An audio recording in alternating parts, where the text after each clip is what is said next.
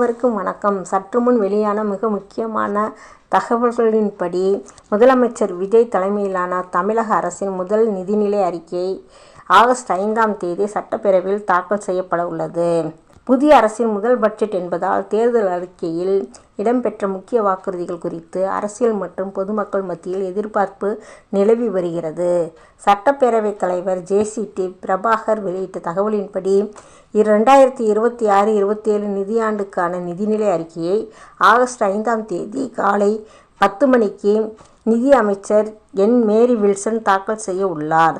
தொடர்ந்து ஆகஸ்ட் 6ஆம் தேதி வேளாண்மை மற்றும் உழவர் நலத்துறை அமைச்சர் வினோத் வேளாண் நிதிநிலை அறிக்கையை சமர்ப்பிக்கிறார். பட்ஜெட் தாக்கல் செய்யப்பட்ட பின்னர் சட்டமன்ற அலுவல் ஆய்வுக்குழு கூட்டத்தில் பட்ஜெட் கூட்டத்தொடரின் கால அளவு குறித்து முடிவு செய்யப்படும் என்றும், மானிய கோரிக்கைகள் உள்ளிட்ட அனைத்து விவாதங்களும் நேரலையாக ஒளிபரப்பப்படும் என்றும் சபாநாயகர் தெரிவித்துள்ளார்.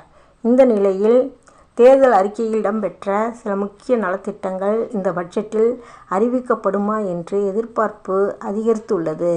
குறிப்பாக மகளிர் நலத்திட்டங்கள் தொடர்பான அறிவிப்புகள் இடம்பெறலாம் என அரசியல் வட்டாரங்களில் தகவல்கள் வெளியாகி வருகின்றன.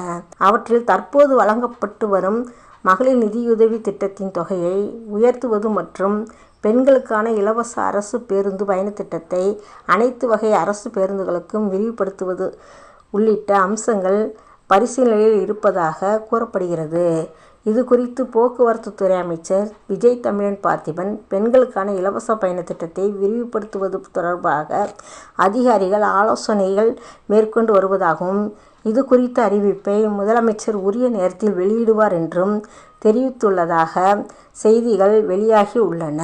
மேலும் அனைத்து வகை அரசு பேருந்துகளிலும் திட்டத்தை நடைமுறைப்படுத்துவதற்கான செயல் திட்டம் குறித்து போக்குவரத்து துறை மற்றும் நிதித்துறை அதிகாரிகளுடன் உயர்மட்ட ஆலோசனைகள் நடைபெற்றதாகவும், அதனைத் தொடர்ந்து போக்குவரத்து கழகங்கள் தேவையான நிதி மற்றும் நிர்வாக விவரங்களை ஆய்வு செய்து வருவதாகவும் தகவல்கள் தெரிவிக்கின்றன.